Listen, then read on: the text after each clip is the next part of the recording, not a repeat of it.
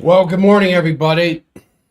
Good morning. I'm Jack Stockwell for Global Affairs Unfiltered.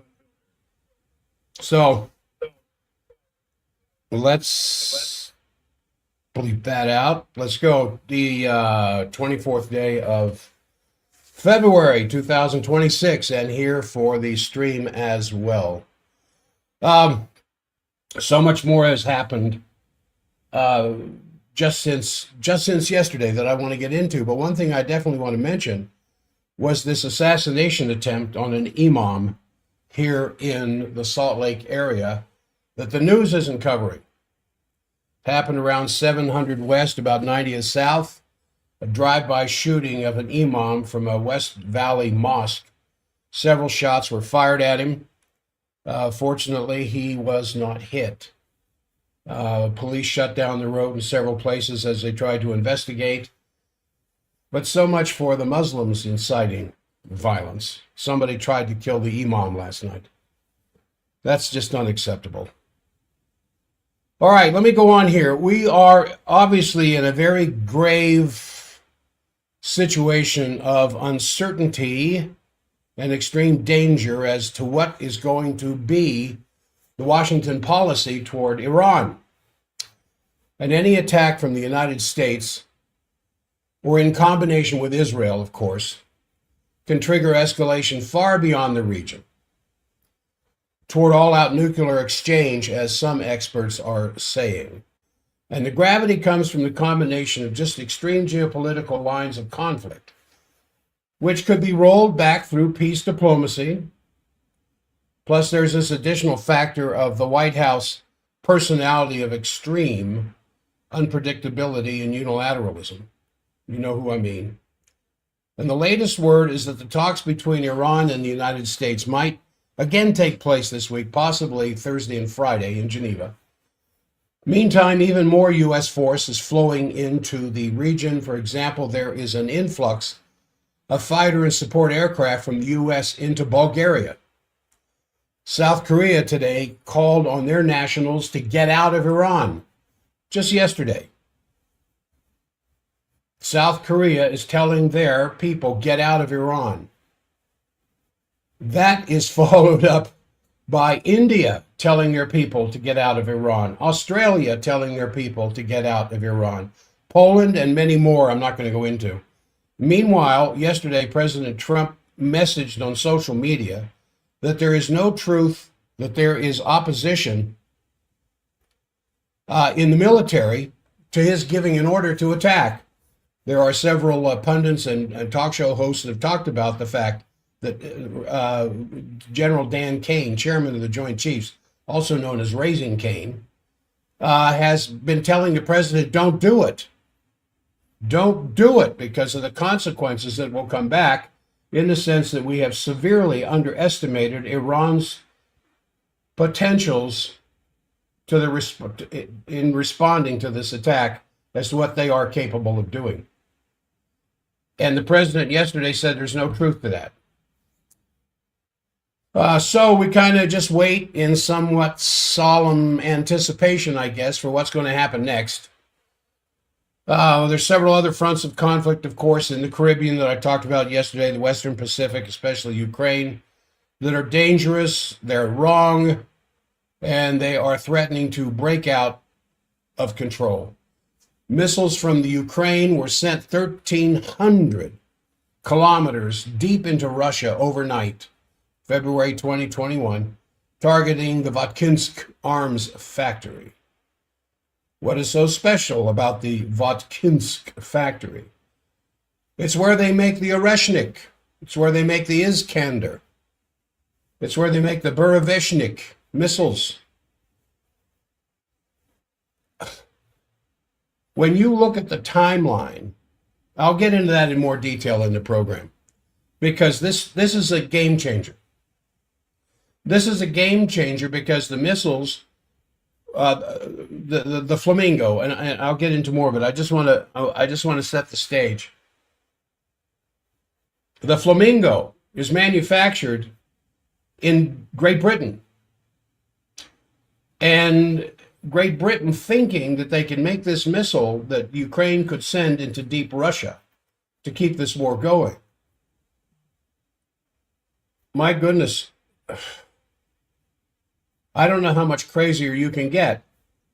It's manufactured in Great Britain, but it's assembled by Ukrainians in the Ukraine. So Great Britain thinks they're getting away with supplying medium-range missiles into the Ukraine without directly shipping it in from Great Britain, because it's assembled by Ukrainians, of course under MI6 supervision, and then launched from the Ukraine.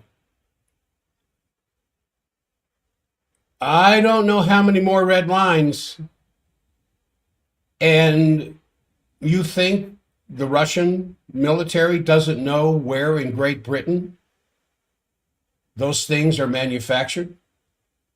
And what Lavrov and Putin have said, outside influences make these outside influences targets. Well, you look at the recent actions of Iran, regarding Iran, and I'm going to concentrate on that for a moment, of the recent, just shows a blatant record of deliberate lies and unlawful interventions, trying to set up Iran is the bad guy for the attacks, besides, of course, the outright midnight hammer U.S. airstrikes back in June of 2025 and the Israeli bombing that came with it. There's just these three little summary points from such a timeline that I want to bring to your attention, because I don't want you to forget this stuff, so that if the attack begins, you understand what's going on from the other side. Back in December 2025, there was this economic and financial tumult in Iran that included this big, sharp plunge in currency value and inflation of basic goods with outside intervention from the US and the UK and others, on top of years of sanctions and foreign financial warfare. In October, for example, the Allende Bank had failed under pressure. Then, after demonstrations in Tehran, the merchants and others conferred with President Pezeshkian, who pledged to not spare any effort for solving the problems of all these acknowledged difficulties. And then in January, that's when the demonstrations began. And they continued with this blatant involvement of foreign coordinated interventions to cause maximum chaos and disruption. Because remember, the thing the West is after isn't the end of Iran's nuclear development. It's not the end of Iran's ability to defend itself militarily. What the West wants is regime change. They want the leader of Iran to be under the control of Washington, which of course indirectly would be under the control of Israel. Israel is not going to control Iran directly. They're going to do it through their puppet, the United States. That's what this is all about. So the former Secretary of State, Pompeo, back in January, this is when he made his famous statement, "Happy New Year to every Iranian in the streets and to every Mossad agent walking beside them." President Trump issued a threat to attack Iran then. And he said if Tehran harmed any of its demonstrating citizens. But then an international media campaign took off with all this disinformation featuring claims of thousands of dead from Tehran's governmental murder against their own people, reaching a claim of 30,000 fatalities, for example. I mean, it was published in Time magazine. And one of the chief propagandist agencies eventually said these figures are totally false.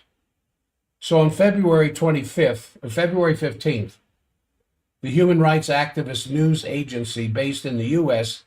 issued corrections, dropping 30,000 fatalities to 6,500.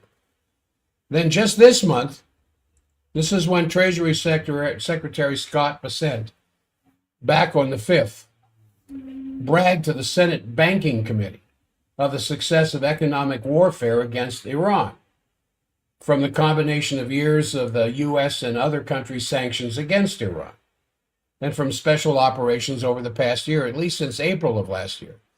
And he said this. He said, what we have done is to create a dollar shortage in Iran. And it came to a swift and, I would say, grand culmination in December, when one of the largest banks in Iran went under and there was a run on the bank. And the central bank had to print money, Iranian currency went into free fall, inflation exploded, and hence we see the Iranian people out on the street. So during this month, the White House in the West reignited the scare of Iran building a nuclear weapon, despite the fact that on February 18th of this month, the UN International Atomic Energy Agency's director, Rafael Grossi, says there is no such indication. This is the director of the United Nations International Atomic Energy Agency saying there's no truth to that. Then President Trump, when this information was released, gave Iran 10 days to agree to the U.S. terms, or bad things will happen. Now, how can a sequence of lies and propaganda and intervention continue on like this? Well, the full answer, I think, lies in the meaning of what the Epstein files reveal about the lowlifes of the collective West. I mean, the depravity of conduct is now on display from the bedroom to the boardroom to the war room. And of course, the latest dramatic event is what happened yesterday in England, as Peter Mandelson, who was the former UK ambassador to the United States, got arrested. Not just Prince Andrew. Of course, he's not Prince Andrew anymore. But now, Peter Mandelson. And his nomination as ambassador to the U.S. was approved by Keir Starmer, and his credentials were accepted by Marco Rubio and by President Trump. And he's right there in the middle of the Epstein situation. And so I say all this stuff to set the stage for tonight's State of the Union. Am I going to watch it? You bet I'm going to watch it. I have no, shoot, I hid something. I don't want to hide it. Show. Thank you, Samuel. So it's good. They're focusing on that the president is going to tell you how good the economy is. You know, that the stock market is highest it's been in I don't know how long. Remember, most of the stock, the things that are in the Dow are not productive companies. They don't produce anything outside of the digital world, practically. Anyway, I don't want to spend time on that. So the U.S. and Iran negotiations are slated for a showdown the end of this week. And the USS Gerald Ford Carrier Strike Group will arrive off the coast of Israel shortly if it hasn't. It's right there now. And the U.S. Special Envoys, Witkoff and Kushner, are scheduled to arrive for talks Thursday. And Kushner is said to be, what they want to do is contingent upon what Iran's foreign minister, Araghchi, first produced in this written compromise proposal, which, according to Axios, Iran is finalizing its proposal and would submit it to after approval from Tehran's political leadership as to what they're willing to do. So, citing a senior Iranian official, that Iran is seriously considering a proposal under which half of its highly enriched uranium, and highly enriched uranium is where it gets to a 60% level of enrichment. That's considered highly enriched. Because at 60%, within a week, you can take it to 90%. And then you got weapons grade material. So they're willing to give half of it to be sent abroad while the remainder will be diluted. What an offer. We'll bring it back down from 60% because it doesn't have to be 60% to actually get refined for use in their nuclear power plants. Iran is also willing to participate in a regional uranium enrichment consortium, an idea that repeatedly has been raised during these past diplomatic discussions on that topic. However, the official said that such steps would be conditional on the U.S.'s recognition of Iran's right to peaceful uranium enrichment, which they, of course, have every sovereign right to do. Anyway, especially for medical purposes, which is only about 20% enrichment, which is far away from weapons grade. So the official said that the economic package that Iran has offered involves substantial investment and tangible interests in Iranian oil and gas projects from outside investors. I mean, talking about opening the door to negotiations. On February 22nd, Pezeshkian posted on X, that's what, 2 days ago, that the Iran saw encouraging signals from indirect talks with the United States, but vowed that his country will not bow down to pressure. And he said that while this country is committed to peace, it remains ready to act if needed, saying the country has made all necessary preparations for any potential scenario. In other words, the missiles are ready for launch. Now, I said that. He didn't say that. So yesterday, the UK's Telegraph said this. According to people familiar with the matter, Trump will make a decision about an air attack based upon the assessment of Witkoff and Kushner as to whether Tehran is serious about resolving matters diplomatically. Of course, last June, Trump bragged about signaling an extended time for negotiations as a good trick. You know, a la Pearl Harbor, maybe, so as to hit Iran early with a surprise attack. Remember what happened in last June when Western representatives and Iranian representatives were meeting in Doha to discuss peaceful negotiations, and right in the middle of the negotiations, the attack took place? Why wouldn't we do that again? Well, that's one thing, but I think, and I got several things to cover today, but the most important thing I just heard about yesterday, and Ritter's description on Napolitano's podcast as to this FP5 Flamingo missile. And it's not being covered. Ukraine launched a medium-range missile. This is the very thing that Biden finally agreed to do towards the end of his regime. And then it was turned back. Trump stopped it. Then Trump kind of gave the go-ahead, and then Trump backed off from that because Russia says that is the red line of all red lines. And whoever puts a medium-range missile in Ukraine that can reach Moscow and where they hit was far deeper. The Votkinsk facility is far deeper in Russia than Moscow. Russia said anybody that does that, their country is now a target. I'm kind of sitting on the edge of my seat to see how serious Putin is. because this FP5 Flamingo, over 1,300 kilometers, hit Russia's Kyiv Votkinsk machine building plant the night of February 20th. The 1,000-kilogram warhead hit according to Scott Ritter, this is what Scott Ritter said yesterday, a critical electroplating and stamping workshop where Russian technicians carry out the metal stamping and forming processes related to the manufacture of missile body parts, as well as the galvanic processing of parts, including the application of protective and functional coatings and surface preparation for further assembly.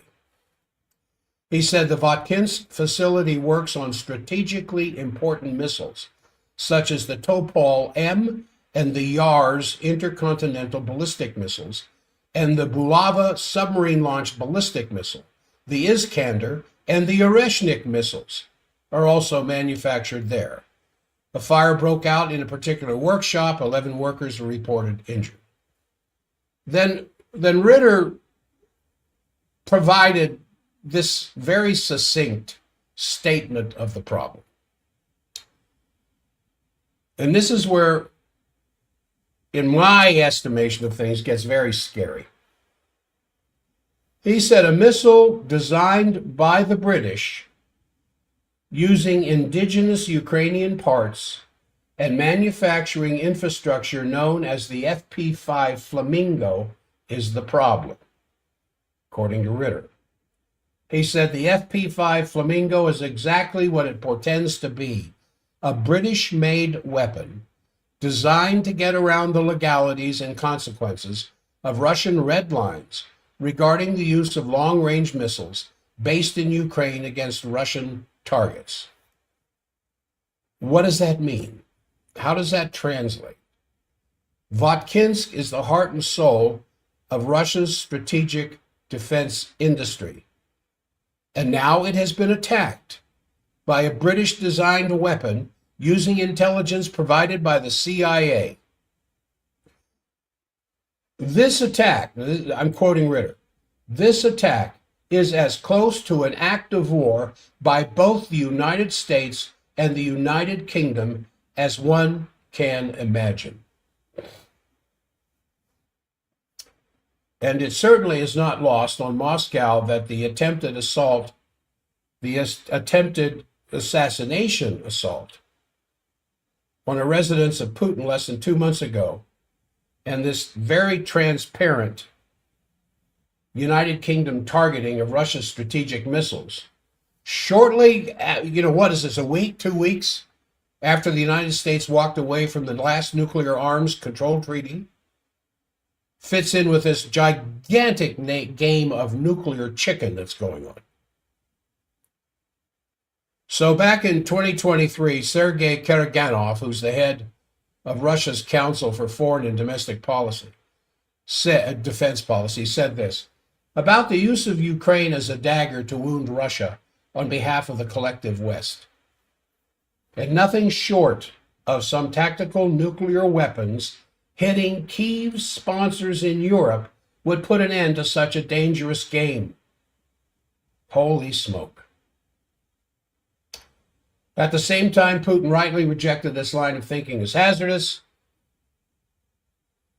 He walked back from Karaganov's statement that nuclear weapons is the only thing left to defend Russia against these Western attacks. But Putin backed away from that. He says there's options available to Russia other than escalating up the MAD ladder, mutually assured destruction. Yet Ritter raises this terrifying point that this persistent and insane nuclear gamesmanship of the West has provided grist for the mill of the Karaganov outlook inside Russia. In other words, Putin may be turning to Sergei and saying, hey, when I walked you back there a couple of years ago, maybe you were right. And now that there's no treaty to stop proliferation, another big item that I find entertaining but sad Yesterday, British police arrested the former UK ambassador to the United States, Lord Peter Mandelson. Video and photos of his being escorted by detectives from his Camden home to an unmarked vehicle are being widely circulated on the internet. His arrest follows the arrest last week of ex-Prince Andrew, now Andrew Mountbatten Windsor. A police spokesperson, without naming Andrew, corroborated the story, saying officers have arrested a 72-year-old man on suspicion of misconduct in public office. He was arrested at an address in Camden. One of my favorite restaurants in London is in Camden. He was arrested at an address in Camden on Monday, February 23rd. He's been taken to a London police station for interview. Misconduct in public office carries a maximum sentence of life in prison. The misconduct for Mandelson is thought to involve, at minimum, insider trading information among the Epstein class, end quote. How far will that get? You know, the comment out there about billionaires and prosecution, that no billionaires go to jail. I think that's probably true. Epstein wasn't quite a billionaire. I think 800 million was the value the last I heard.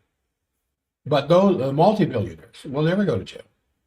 How much money did Mandelson have? I don't know. How much money did the former Prince Andrew have? I don't know. But I doubt any of them are going to go to jail. They might have to stay home, on holiday weekends, but who knows? Anyway, the police searched 2 properties linked to Mandelson, and the Metropolitan Police Deputy Assistant Commissioner Haley Stewart said this on February 20. Officers from the Met Central Specialist Crime Team are in the process of carrying out search warrants at 2 addresses, one in the Wiltshire area, another in Camden.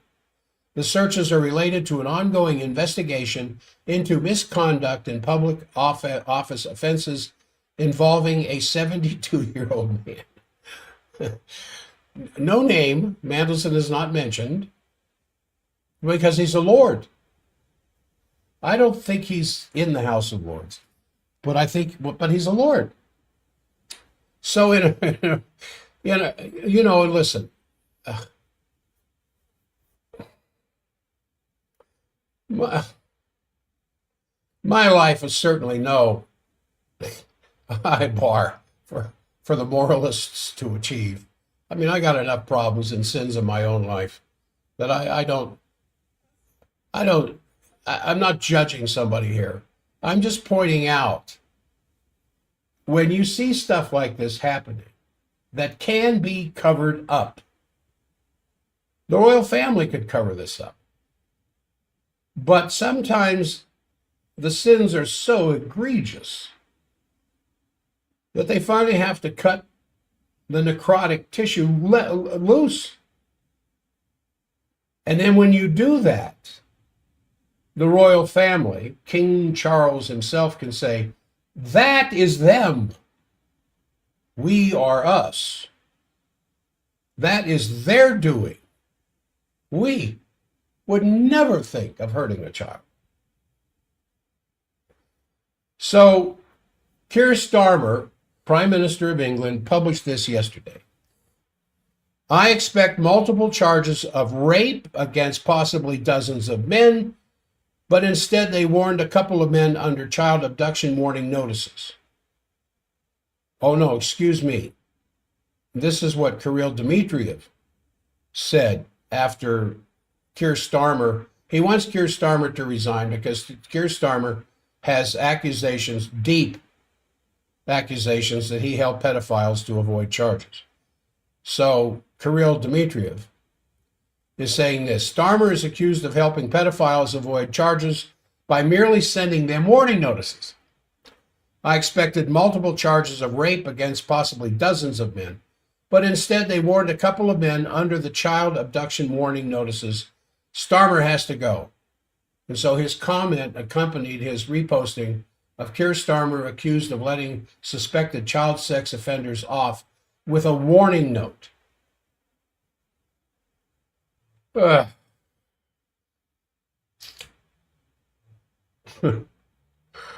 All right. Well, I think we are sitting.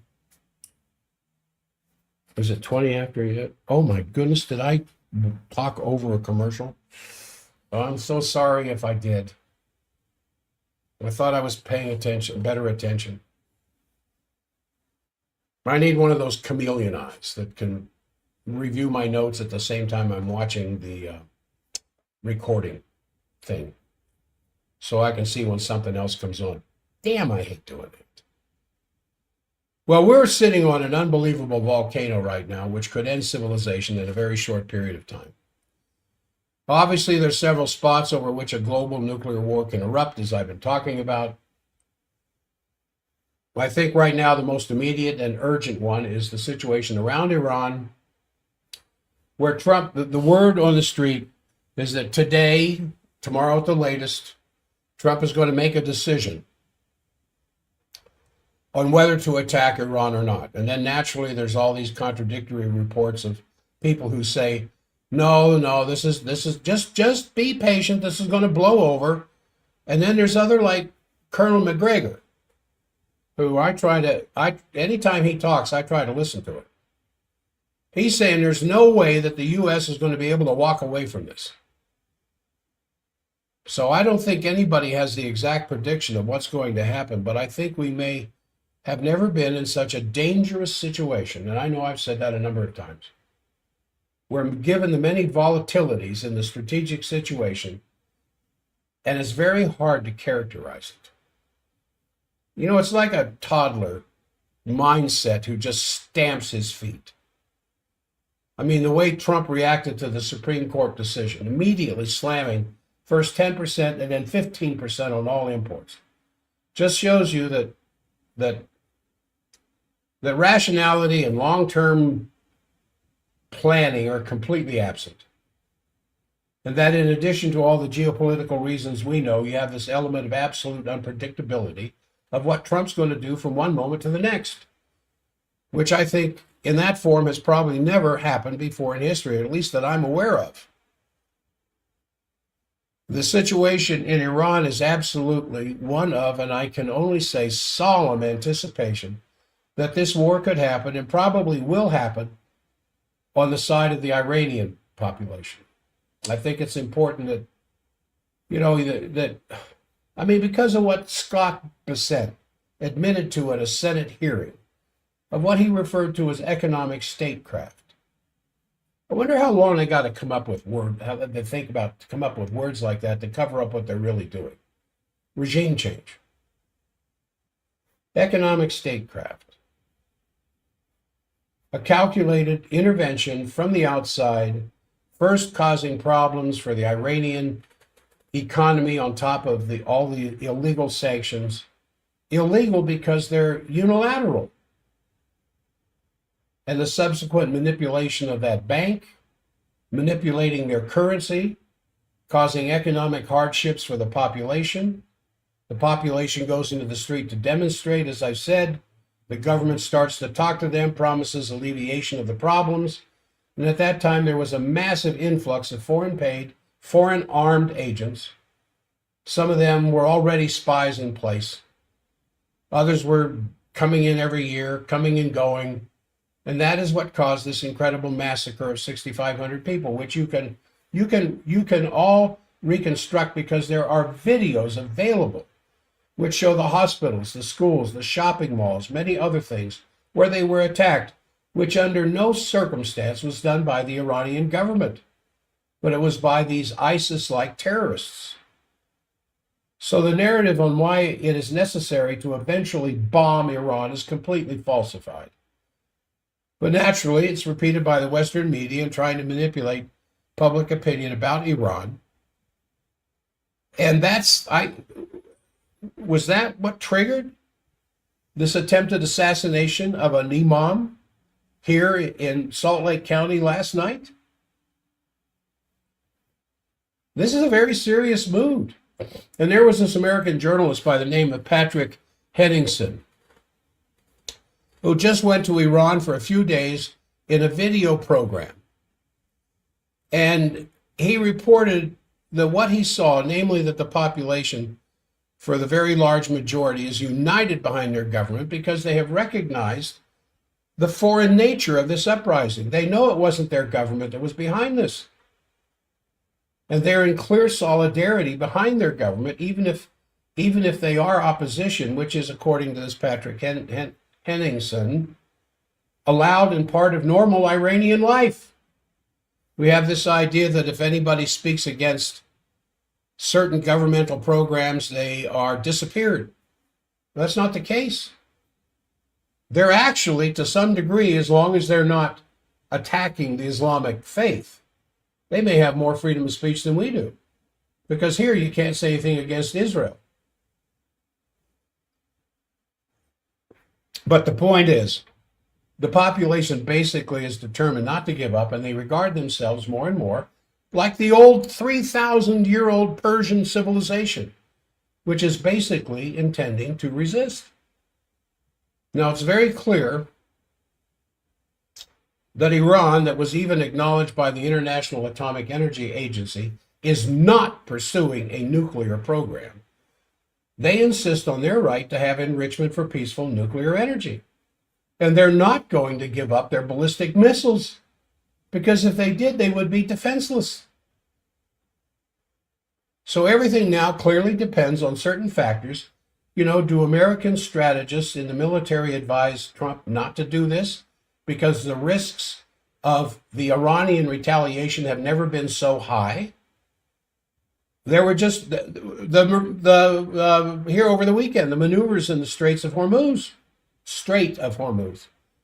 involving Russian and some parts even Chinese ships, clearly rehearsing what are the military capabilities of Iran. Iran, and the word came out this weekend, they have the Russian Poseidon. They have the Russian underwater missile Poseidon, which can go 300 kilometers per hour underwater. And Khamenei said in one interview that while these American aircraft carriers are looking very nice and pretty, they can also sink very easily to the bottom of the sea. So if there is a U.S. strike or Israeli strike backed by a U.S. strike, one can expect there is going to be a massive Iranian counterstrike. And they have said that if they're attacked, they will answer in such a way to end the cycle of continuous attacks and provocations for good once and for all. And they will attack Israeli targets. And they will attack U.S. bases in the region, of which there are many. Last week, I was pointing out a list of over 40 military bases in the Middle East of the United States. 40! And there is also the resistance groups, Hezbollah, the Houthis, against which the United States had to stop the war at one point because they couldn't beat Hezbollah or the Houthis. They finally had to pull out of the water back over into the Indian Ocean because they couldn't stop the missile attacks on the U.S. ships coming from the Houthis. And then you have the militias in Iraq allied with Iran. So if there is a strike, Iranian sources fear that a complete balkanization of the region can take place, with terrorism erupting big time again. And then also, naturally, the streams of hundreds of thousands, millions of refugees, which obviously mainly would hit the neighboring countries, but also Europe. So havoc would be the result. The Iranians have said that they will block the Strait of Hormuz, through which 20% of the oil worldwide goes on a daily basis. If that would be cut, of course, it's going to send oil prices skyrocketing.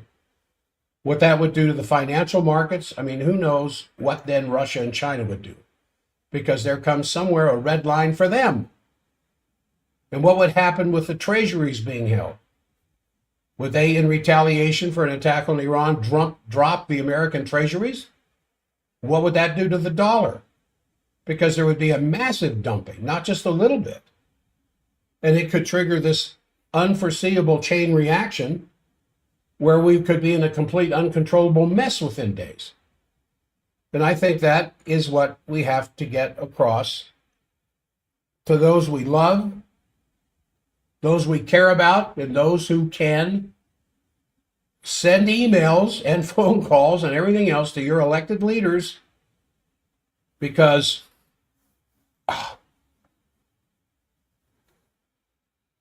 something's playing at K Talk. So I'll catch my breath here. Our numbers on the stream were a lot higher than they are now.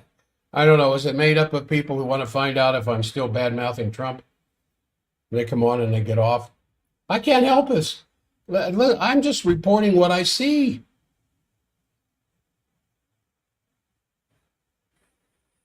So what naturally would be the reaction of the Arab states? How was it, 24 of them or something like that? That after Ambassador Huckabee,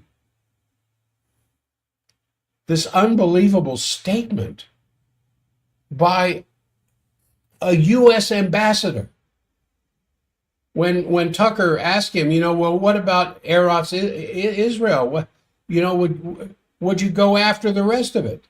And what did Huckabee say? Why not take all of it? A U.S. ambassador?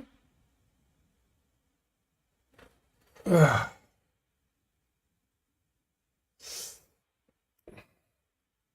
It's not so much a writing on the wall anymore, I think, as it is the writing on your face. He said that Israel has the right to implement Greater Israel. And then after he said that, he kind of did what Cruz did.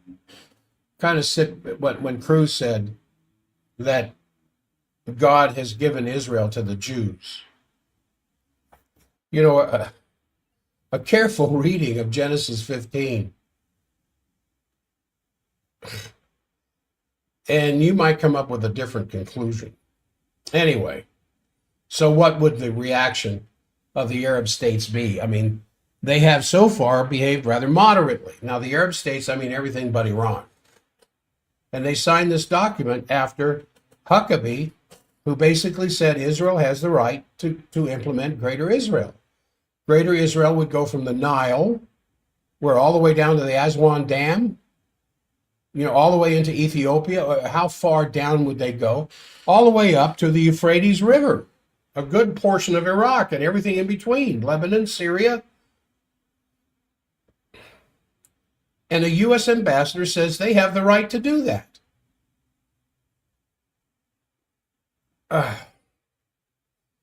And then within 48 hours, all the Arab states, I think without any major exception, put out this joint statement absolutely condemning that and saying Israel absolutely has no such right. Now, what would be the reaction if there's a military attack? Because all these Arabs, in the meantime, have all these other vested interests, which would be threatened if an attack on Iran occurred. Would they finally turn against Israel? All these other Arab states? So I think, the sword of Damocles is hanging over the whole world now, not just the Middle East. And it's just one absolute warning sign that we absolutely have to move away from these geopolitical games,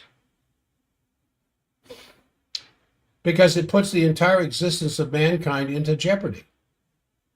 And then this to bring it up again, the fact that the Ukrainians attacked 1,300 miles into Russia at the Volkinsk machine building plant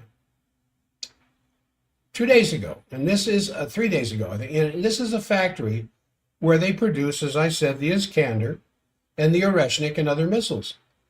And this was clearly, according to the official Russian intelligence, a British-made weapon designed in Great Britain, but manufactured and put together in Ukraine to get around legalities. But it is de facto a use by Ukraine of a foreign country intervening or backing, which is third country backing now, and it's very clear that Great Britain has made itself a prime target. And if something happens, Great Britain is one of the places which would be a target for an Oreshnik missile. How crazy can these people get? And remember that all of this is taking place in the context of a still absolutely undefined situation, in the sense that the Ukraine talks are not really progressing at all. And I think the next phase is supposed to take place here later this week or next week. I don't know when exactly, but Putin said that they intended to modernize their nuclear triad as an unconditional priority because the START 2 is over with. Putin said this: the development of the nuclear triad, which guarantees Russia's security, enables us to effectively ensure strategic deterrence and a balance of power in the world, remains our unconditional priority. Now, the nuclear triad, of course, is land, sea, and air, all three areas of missile use. And this is because, more than a year ago, Putin had changed the Russian nuclear doctrine concerning the potential use of nuclear weapons, namely saying that if a country which is not nuclear armed but backed by a nuclear power does represent an existential threat to the Russian Federation, then Russia reserves the right to use nuclear weapons. And that's just an answer to NATO policy. Jens Stoltenberg, hey, listen, I want to tell you this. It's not all bad news. I have to tell you really quick what happened in my clinic yesterday, because it's really beautiful. There's this beautiful young man who I've been seeing for 2 years, really high on the autism spectrum, nonverbal, self-destructive, just having all kinds of, just heartbreaking for any parent to have a child like this. And the issue isn't how it happened or when it happened, but I think he's 11 now, so I would have started on 9, screaming, crying, almost impossible to hold still for an x-ray, but I got it. And the parents brought him in yesterday. And they said, and they're from Utah Valley, and as they were approaching Salt Lake County, coming over the point of the mountain, this young man just blurted out, without any provocation to do so, blurted out, "Dr. Jack."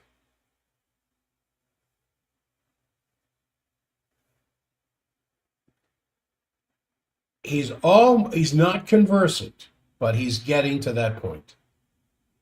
Now, I've worked on him quite a bit because he had a very, very serious misalignment. But the parents the word gratitude hardly describes how the parents feel. He's not so self-destructive. He seems to have better control of his bowels. He's back in school, special ed, of course, for autistic children. He's not covered with bruises like he used to be, pounding himself with his fists. And it just absolutely made my day yesterday when they said, right out of the blue, he recognized where he was. He recognized where he was going and said, "Dr. Jack." And now, after I get through working on him, he can say, "Thank you, Dr. Jack." I just wanted to mention that. And that half price off special is still going on. I think we're pretty well covered for 2 weeks in advance because of people wanting to take advantage of that. Everybody that calls in, is it still going? I can't say no. You would call 801-523-1890, 801-523-1890 to take advantage of that. Why would you want to do that? Headache, migraine patterns, neck pain, shoulder pain, stiffness, frozen shoulders, back pain, low back pain, sciatica, internal organ problems, numbness, tingling, pins and needles, can't move without pain. I could go on. Well, I'll talk more about it tomorrow, of course. But anyway, I just wanted to mention that in the midst of all of this seemingly horrible doorstep that we're about to cross over. Now, in a couple of minutes or less, we're going to be going at the top of the hour. So naturally, there are all these red lines I could go on a lot longer. I haven't spent much on Epstein right now, but people are telling me that Epstein is the dodge to take your attention off of Iran. I think Iran is the dodge to take your attention off of Epstein, because more and more high officials all the time are coming under some kind of direct implication of being involved with this. And what is the bottom line? What is the bottom line of Epstein? It's not sex. It's not child, the horrors of marketing, transporting, selling, buying children for sex. It's that all this stuff was used to get control of top information flows of intelligence from one country to another, to compromise the intelligence, to compromise top secrets by putting people in compromising situations, so that a certain group on this planet has the power to control the flow of intelligence around the planet. I think that's the worst part of all of this. All right. There's not enough time for me to go into the rest of this or the Epstein network or anything else, because we're going to go to top of the hour here in just a second. But I again want to express my gratitude for being able to get on here and pontificate as I do, and for the audience that listens to this. I'll see you all tomorrow at K-Talk. For those of you on the stream, yeah, and I don't, Paul, jeez, I can't believe it. I just messed up again. Anyway, hey, and those of you on the stream, thanks for being a part of it. If you like, subscribe, refer, it helps the algorithm to build the numbers. As I always say, we're approaching 900 subscribers for the health show. Far from that on this show. But I still have fun. I'm still having a lot of fun doing this. And I'm sorry for my crybaby attitude yesterday about decreasing numbers. But this is not easy to listen to. I know that. It's not easy for all the time, the research I put into this. But I feel like I can't sit still and keep my mouth shut. I try not talking about this stuff in my office at all. I try to keep it a health care facility and professional as best I can. But it's got to be talked about. All right. I'm going to say goodbye to those of you on the stream. I will see you all tomorrow.